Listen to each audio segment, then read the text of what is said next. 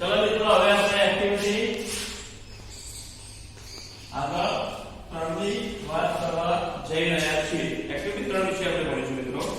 તો તમે એક્ટિવિટી 1 અને 2 ના અંદર આપણે કયા વિશે ભણ્યા મિત્રો? ક્લોક વિશે, બરાબર?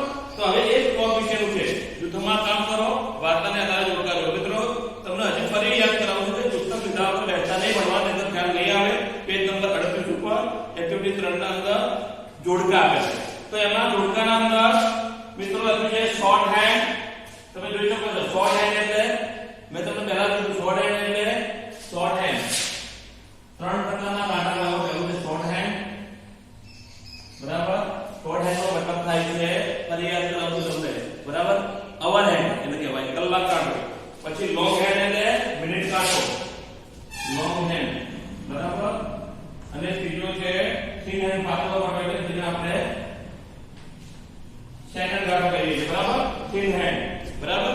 પછી તમે જોઈ શકો છો long short hand, long hand અને થિન હેન્ડ. આ જે જોડકા જોડવાના છે એમાં શું આપેલું છે? તો પહેલું short hand, long hand, thin hand, પછી પેરો ચકલી અને પછી કાનજીભાઈ. આ જે હમણાં વાર્તા ચલાવી એના આધારે આપણે એ જોડકા જોડવાના છે, સમજી લેજો. તો ચલો શોર્ટ હેન્ડ ના અંદર સામેના છેડે જે બી ના અંદર જે ઓપ્શન આપે છે પેલા વાંચી લઈએ પછી સમજીને આપણે એને જોડીએ, બરાબર? There are the hands of the clock. બીજા નંબર પર આવ્યું છે I run fast. ત્રીજા નંબર પર આવ્યું છે I am also important.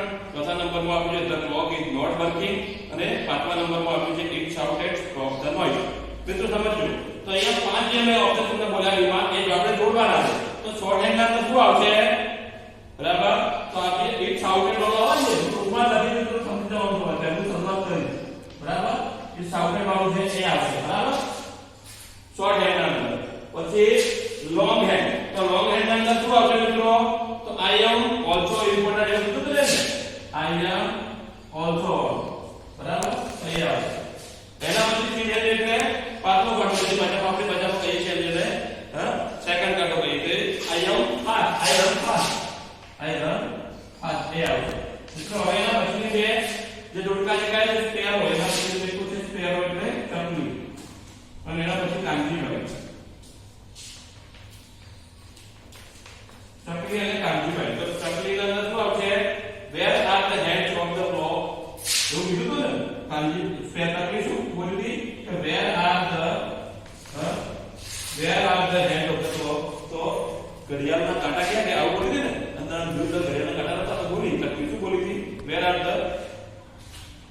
the hands of the clock? બરાબર? કાનજીભાઈ શું કીધું હતું ભાઈ? તો the clock is not working. આ ઘડિયાળ કામ કરતી નથી. the clock is બરાબર? આ જે આપણે જોડકા જોડાય એ આપણે જે ભાષા આપણે કીધી કઈ વર્ડ સ્પેરો સ્વિંગ, બરાબર? એટલે કે ચકલીનો હિંચકો એના આધારે. હવે એમાં તમે મિત્રો પેજ નંબર 38 પર જોઈ શકો છો કે નીચે આપેલા વાક્યોને યોગ્ય ક્રમમાં ગોઠવવાના છે અને જે સ્પેરોની સ્કીમ વાળી વાર્તા છે એને ક્રમમાં ગોઠવવાની છે. તો પહેલું વાક્ય કયું આવશે? બીજું, ત્રીજું, ચોથું અને પાંચમું. તો પહેલા આપણે વાક્ય વાંચી દઈએ અને પછી આપણે જોડીએ. લખ્યા છે the municipality adopted the new technology. પછી the short hand kicked out the minute hand and the second hand. ચલો ત્રીજું વાક્ય લખ્યું છે the sparrow complained, why did you take off my string?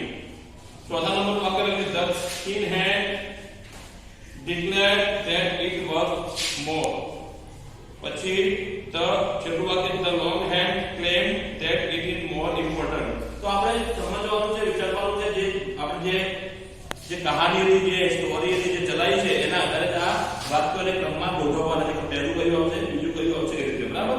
તો પહેલું વાક્ય કયું આવશે? તો પહેલું વાક્ય આવશે જે ચોથા નંબર છે એ the thin વાળું, બરાબર? the thin વાળું છે ને હું ટૂંકમાં લખી આખું વાક્ય લખવાનો પ્રયત્ન નહીં કરું તો સમજી જવાનું. ચલો બીજો નંબર વાક્ય એમાં કેમ પહેલું આવશે?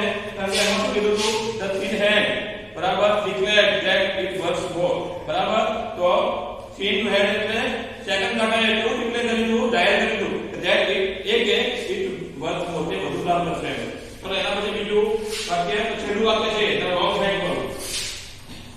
the long hand વાળું છે ને એ વાક્ય બીજા નંબરે આવે. એમાં શું છે ભાઈ? the long hand claimed એવો દાવો કરે છે that it is more important તે ખૂબ જ વધારે મહત્વનું છે, બરાબર?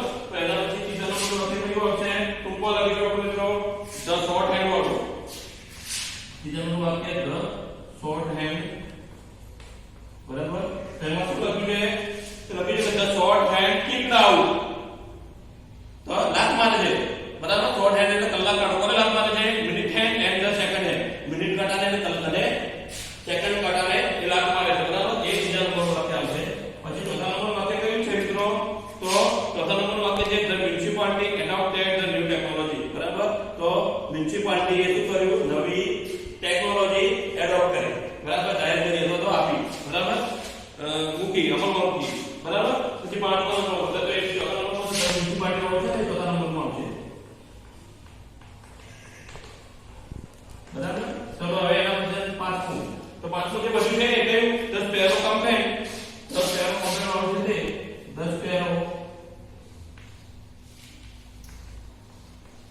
ધ સ્પેરો કમ્પેન, બરાબર. આવી તો પ્રયાસ કરે છે સ્પેરો તકલીફ, શું પ્રયાસ કરે? That it is more important, બરાબર. સોરી, એટલે the sparrow campaign that why did you take off my swing, તમે મારો હિંચકો શા માટે અહીંથી હટાવી દીધો, બરાબર. રહી દીધો,